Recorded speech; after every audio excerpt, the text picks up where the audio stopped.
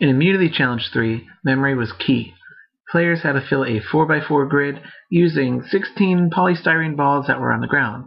In order to figure out what order they had to be arranged, I had to look at 3 similar grids that were at the beginning of the course. Each of those grids showed how part of the puzzle was set to be filled. They'd have to go between the grids in the beginning and the one at the end, fill in the correct pieces, finish the course. Each player would play on their own and have their times added to their tribe's total. Tribe with the fastest total time would win this challenge. We only managed to get 1 recorded run in this challenge, but this challenge was unique in that the guys got off to an incredible start with many of their players scoring incredibly well. On the girls' side of things, none of their players actually managed to score until this run right here. The way I set this challenge up, I allowed the players to basically play in any order they wanted to and didn't say don't share information, don't share what you saw in the course. I was waiting for the first player from each team to go and record where all the balls went, and then everyone after that would just try to do it as fast as possible. Well, the girls figured this one out. Except their execution was a little flawed. Here is Nikki taking this challenge on, theoretically with the benefit of knowing where each ball should have gone. No pressure. No pressure. Oh, no pressure.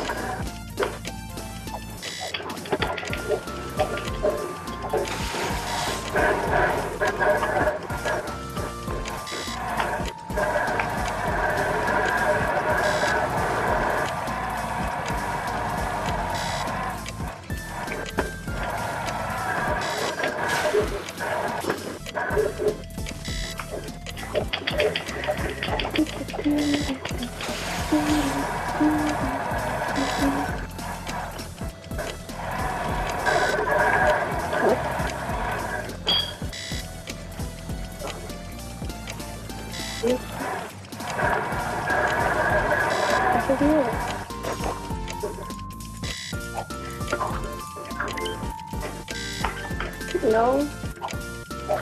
What?